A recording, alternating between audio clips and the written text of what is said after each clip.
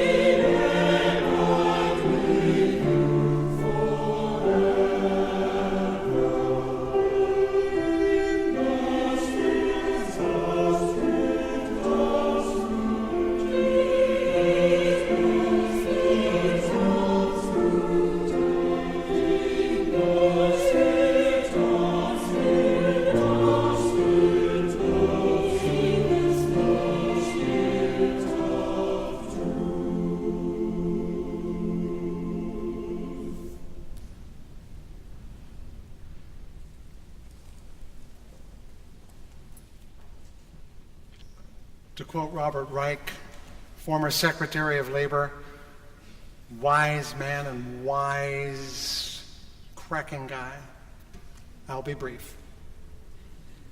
Those who don't know, he's a very, very diminutive man, and he wrote a book by that name.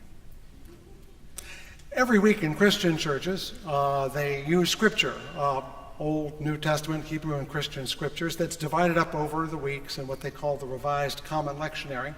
And I always look at them because you never know, something might pop up. And it did.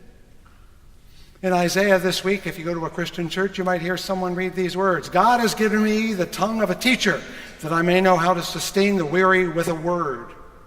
Wow. That's my task, isn't it? To find the tongue of a teacher.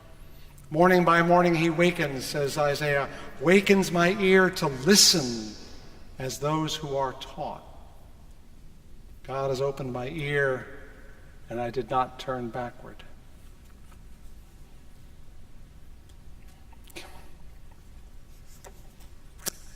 For those who are here, who is here for the first time? Can you wave?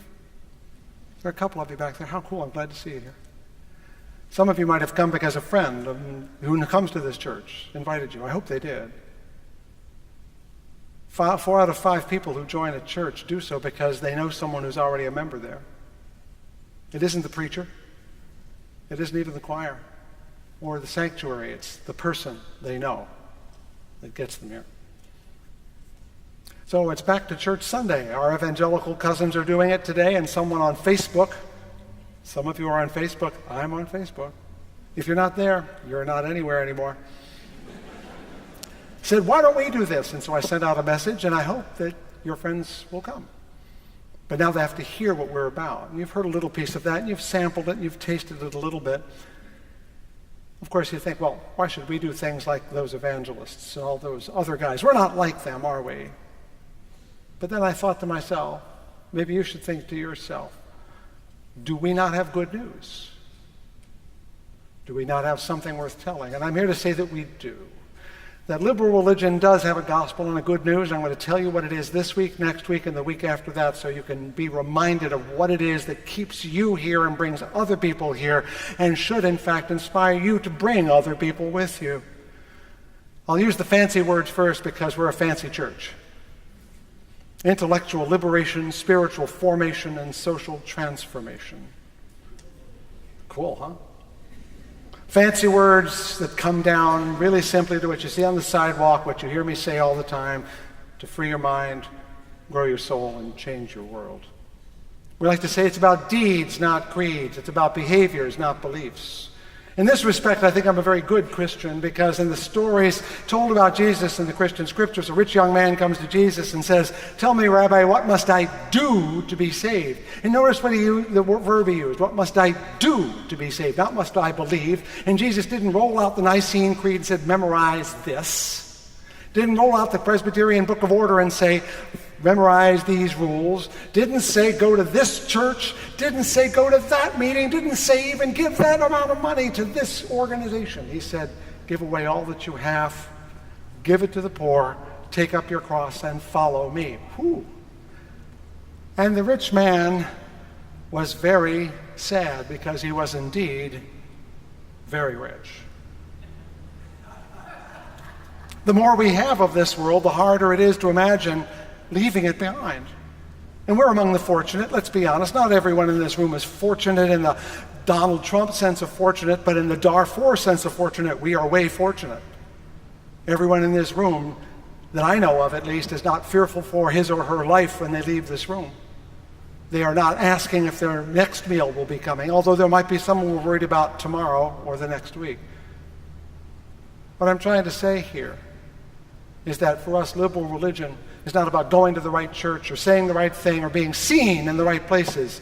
It's about doing the right things. Liberal religion, honest religion, in my opinion, is not what you think about God or Jesus or the Bible. I really don't care, and neither, for that matter, should you. But whatever you believe, you seek the truth no matter what. You live that truth no matter how hard, and you try to do it with others to make the world better than it is. If you do that, the rest doesn't matter. Christian, non-Christian, believer, unbeliever, Jew, Muslim, I really don't care, and neither should we. If you think religion is about what you believe, you probably won't last here very long. If, on the other hand, you think religion is about how you hold body and soul together and how you make use of this life and how you make this life matter not only to you but to others, you may have a future with us. And I mean may, because, forgive me for using old-fashioned language, we're all sinners on this bus. We haven't got it right yet, but we're trying. This week I'd like to focus on that first part, that intellectual liberation part, that freeing the mind part, because that's really important to us, because, well, that's frankly where liberal religion got its start. But let me emphasize right now that all three, free the mind, grow the soul, change the world, are equally important. You know, they kind of make us three-dimensional.